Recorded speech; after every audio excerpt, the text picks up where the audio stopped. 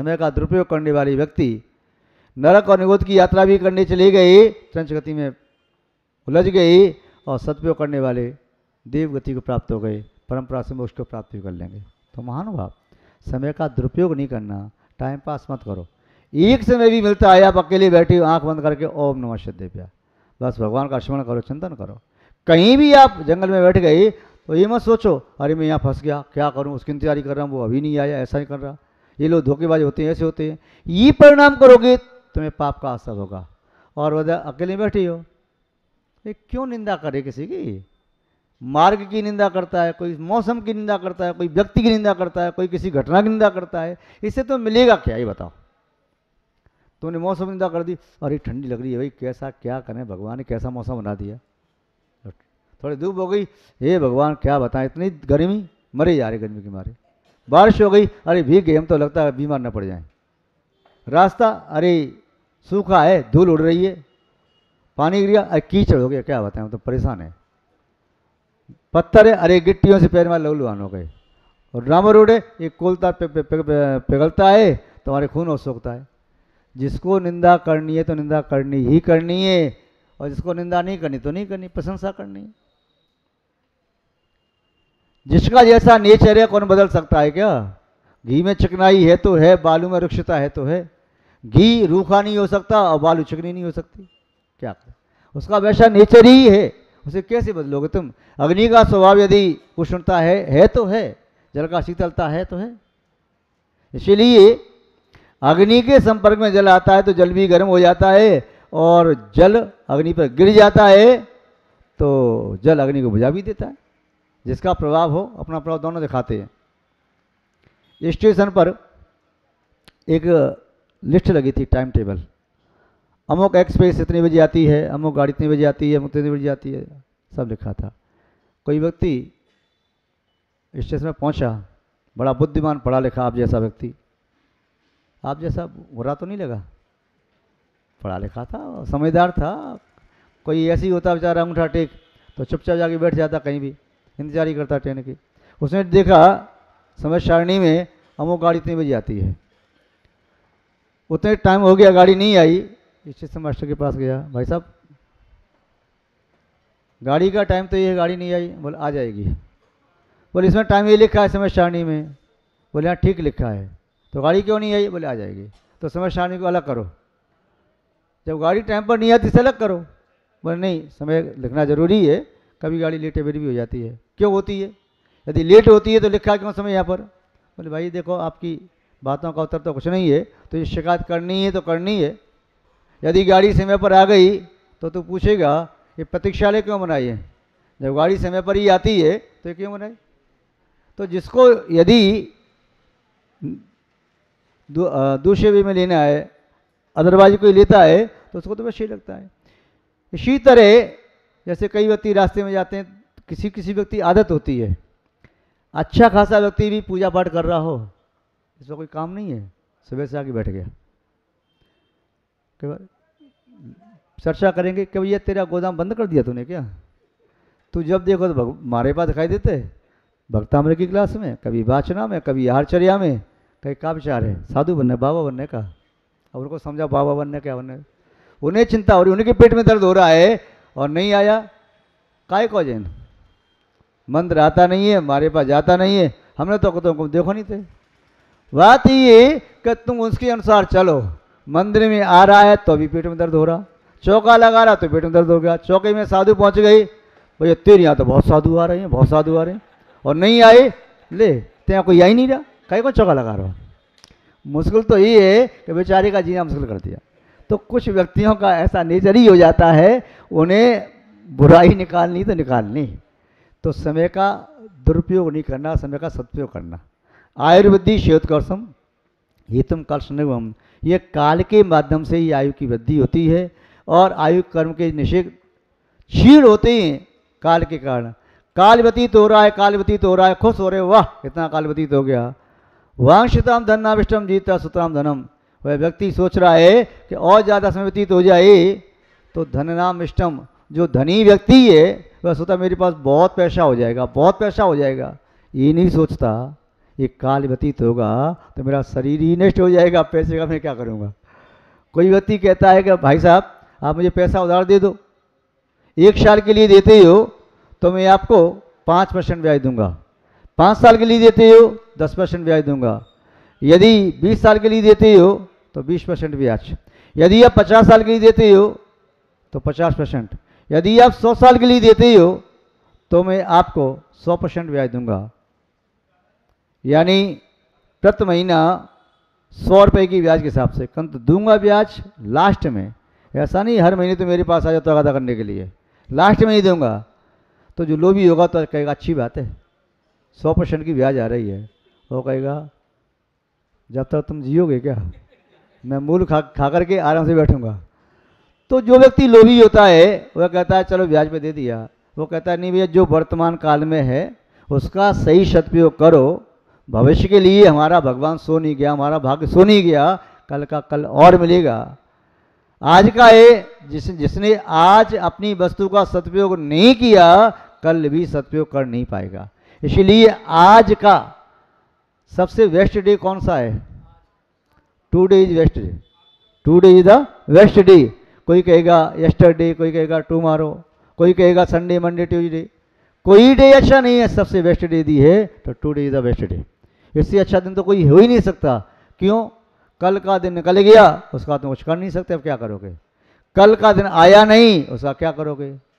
Next day और क्या नाम है तो उसका भी कोई भरोसा नहीं, आए ना आए। तो इसलिए टुडे जो वर्तमान काल में है उसका सदुपयोग किया जा सकता है। जीवन में सबसे अच्छा दिन कोई तुमसे पूछे तो ये नहीं कहना सबसे अच्छा दिन कौन सा, बोले बर्थडे। ना बर्थडे अच्छा है, ना डेथ डे अच्छा है, ना मैरिज डे अच्छा है, और ना कोई आपको पुरस्कार मिला तो अच्छा है। सबसे अच्छा तो ये है जो वर्तमान का दिन है जिसे हम जी रहे हैं, ये सबसे अच्छा है। तो समय का दुरुपयोग नहीं करना, सदुपयोग करना है। घट रहा है धन बढ़ते बढ़ते चाहे पहाड़ जैसा ढेर लग जाए पर जीवन तो जीरो हो जाएगा। इसलिए बुद्धिमान व्यक्ति वह है जो धन के लालच में पड़ करके जीवन को बर्बाद नहीं करता। तो यहाँ पर 15वें काव्य का अर्थ पर्याप्त है, समझ में आ गया? जीवन है जन्म और मृत्यु के बीच का जो काल है, जो समय है, उसे तो जीवन कहते हैं। और जन्म मृत्यु के बीच का काल ना हो तो जीवन कहाँ से आएगा? तो जो समय का सदुपयोग करता है वह जीवन का सदुपयोग करता है, और जो समय का दुरुपयोग करता है वह अपने जीवन का दुरुपयोग करता है। वस्तु का दुरुपयोग करने पर वस्तु पुनः प्राप्त हो सकती है, समय का दुरुपयोग करने पर समय पुनः बाद में प्राप्त नहीं होता। जो जल एक बार नदी की धारा में बह करके चला गया अब वह लौट करके आने वाला नहीं है, अब जो आएगा दूसरा आएगा।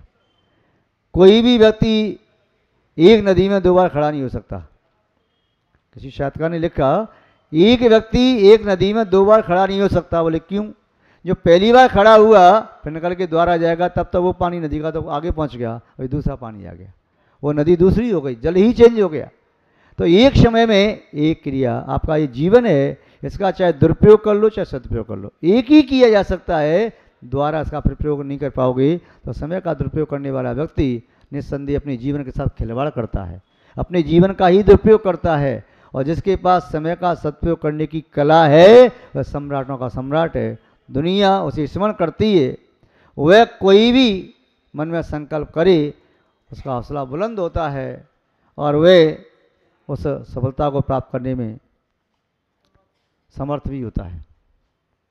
तो आपने दान कर दिया, दान करना अच्छी बात है किंतु संचय करना अच्छी बात नहीं है।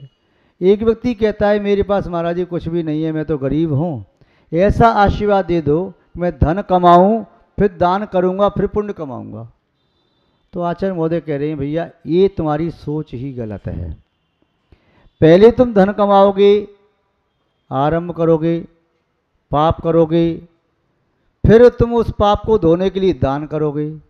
तो ऐसे ही हो गया जैसे कोई व्यक्ति कहे मैं स्नान करूँगा इसलिए इसके पहले पहले कीचड़ लगा लूँ शरीर में, तो वह बुद्धिमान नहीं है, मूर्ख है। जो स्नान करने के पहले अपने शरीर से कीचड़ लगाता है वह मूर्ख है। ऐसे ही जो व्यक्ति ये सोच करके कि मैं दान करूँगा इसलिए मुझे धन कमाना है, तो ऐसी इच्छा बहुत से लोगों के मन में होती है ना। महाराज जी क्या करें, मन महसूस के रह जाते हैं, सब लोग दान करते हैं हम दान नहीं कर पाते, खूब भावना होती है। अगर भगवान कैसे भी हमारे पास भी पैसा हो, चाहे हमें 2 नंबर से काम करना पड़े, 3 नंबर से करना पड़े, चाहे 1 नंबर से करना पड़े, कोई नंबर से करना पड़े, और पैसे वाले खूब दान देते, हम दान नहीं दे पाते, हम भी दान दें। और अब तो हमारे मन में बात बैठ गई, धन तो कमाना ही कमाना है, चाहे कुछ भी हो। जब तक चोरी न पकड़ी जाएगी तब तक तो चोर नहीं बनेंगे, और पकड़ी जाएगी तो पैसा देकर छूट जाएंगे, पर धन तो कमाना है। कुछ भी करना पड़े, चाहे हिंसा करनी पड़े, झूठ बोलना पड़े, चोरी करनी पड़े, कुछ भी करना पड़े, धन तो कमाना है। क्यों मुझे भी दान देना है। भैया दान क्यों देना है? जो व्यक्ति कह रहा है कि धन कमा के दान दूंगा, तो दान देने के लिए दान देना नहीं चाहता है? बात समझ रहे हो? वो कह रहा है ये बड़े बड़े व्यक्तियों के नाम हो जाते, मेरा नाम नहीं हो रहा, मेरा नाम कैसे हो, इसलिए मैं दान दूंगा। और यदि उस व्यक्ति से कहो गुप्त में दे दे, क्यों दे दूं गुप्त में? जिसके पास उसके पुण्य से धन आया होगा, बात समझे? देखो बहुत अच्छी बात है, जिसके पास उसके पुण्य से धन आया होगा, ऐसा व्यक्ति गुप्त में कितना दान करता रहेगा, उसे मालूम ही नहीं किसको दान दिया, किसका क्या क्या, नेकी कर दरिया में डाल। और जिसने दान देने के लिए धन कमाया होगा, वह दान देगा तो 100 व्यक्तियों को कहेगा, सुनाएगा, लिखवाएगा, और कहीं नाम उसका नहीं आया, किसी शास्त्र को छपवाया, शास्त्र में फोटो न छपी तो, नाम नहीं छपा तो क्लेश कर देगा, मैं नहीं दान दूंगा। एक जगह तो व्यक्ति ने भगवान की मूर्ति के लिए दान दिया, यहाँ की बात नहीं कर रहा मैं, और मूर्ति पर उसकी प्रशस्ति भी लिख गई, मूर्ति प्रतिष्ठा भी हो गई, MP की बात है। अब उस व्यक्ति ने जो मूर्तियों के लिए दान दिया, अब कह रहा मैं तो पैसा नहीं दूंगा। क्यों नहीं देगा भैया? तुमने मूर्ति प्रतिष्ठा ऐसे ही कर ली, मुझे बुलाया नहीं था। समाज वाले कह रहे भैया तुम्हारे लिए फ़ोन किया था, तुम लेने थोड़ी जाते। बोले तेरा नाम लिखा है, चाहे नाम लिखो चाहे कुछ लिखो। तो जो व्यक्ति नाम का इच्छुक है वह नाम लिखवा लेगा, बाद में कहेगा मैं नहीं दे रहा, मेरे पास नहीं, क्या करोगे अब तुम, मेरे प्राण ले लो, मैं तो नाम लिखवाना था, नाम लिखवा लिया। तो इस प्रकार की भावना वाला व्यक्ति पुण्य का संचय नहीं करता, किसका संचय करता है? पाप। आचार्य तो यहाँ तक कह रहे हैं यदि तुम ईमानदारी से भी धन कमा रही हो, इस भावना से कमा रही हो कि मैं दान दूंगा, तो ये मार्ग भी उचित नहीं है। अब तो ये कमाओ कि बस मुझे अब संसार में रहना है, अपनी आजीविका चलानी है, वह पुण्य से धन मेरी ईमानदारी से आ रहा है, और मेरे पास जो बचा है वो दूसरे के काम आ जाए, सहायता में दे दो उसको। ये नहीं कि दिन रात मेहनत कर रहे, खूब मेहनत करो, पसीना बहा रहे, इकट्ठा करूँगा, अब तो 1 लाख रुपया बोल दिया तो दूंगा, जिंदगी भर कमाऊंगा पर 1 लाख रुपया लिखा दिया तो दे करके आऊँगा। फिर ऐसा दान कहाँ आता? मेरी बात को अन्यथा तो नहीं ले रही आप लोग? देखो दान तो तुरंत दिया जाता है। अब ये तू तो लिखा दे भैया, जिंदगी भर चुकाते रहना, देखो ये तो एक बंधुआ मजदूर जैसा हो गया, दान तो नहीं कह सकते।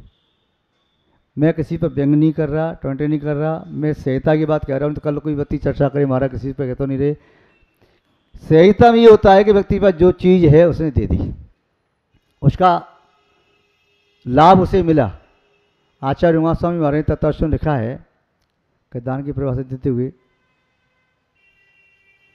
स्वस्याति अनुग्रहार्थम स्वस्याति सर्गोदानम।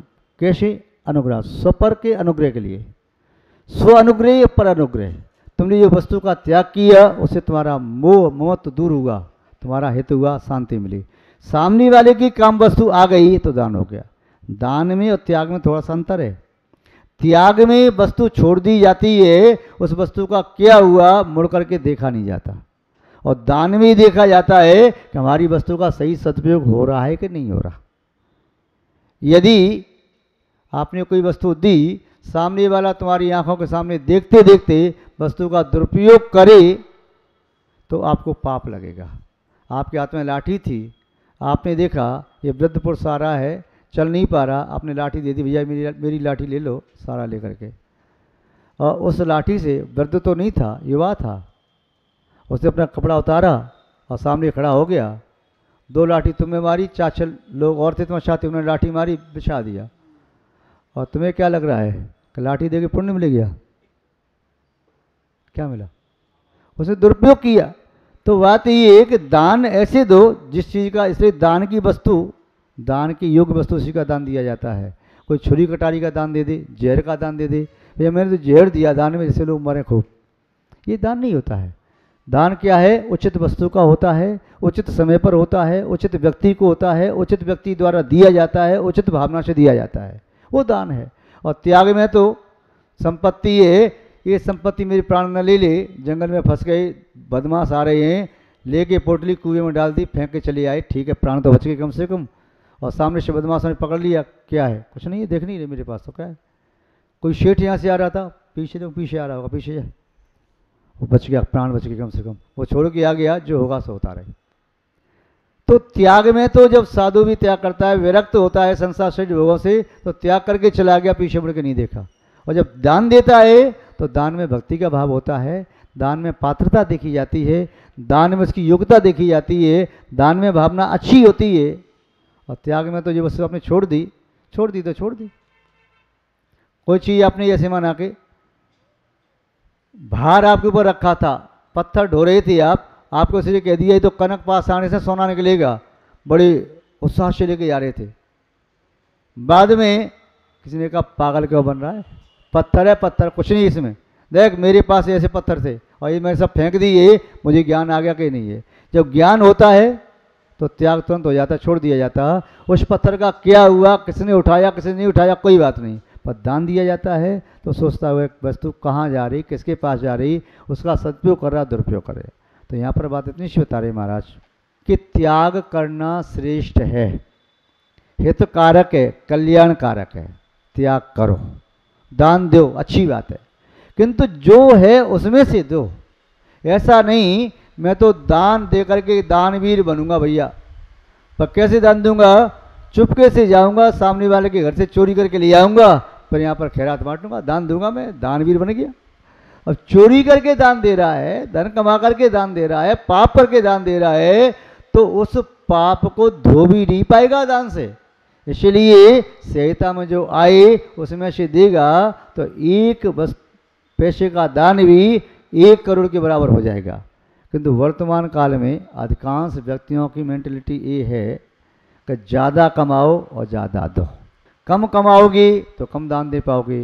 किंतु व्यक्ति ये नहीं जानता कि कम दान से भी ज़्यादा पुण्य प्राप्त किया जा सकता है। लोगों की मेंटलिटी अभी यही है कि ज़्यादा दान देंगे तो ज़्यादा पुण्य मिलेगा और कम देंगे तो कम मिलेगा।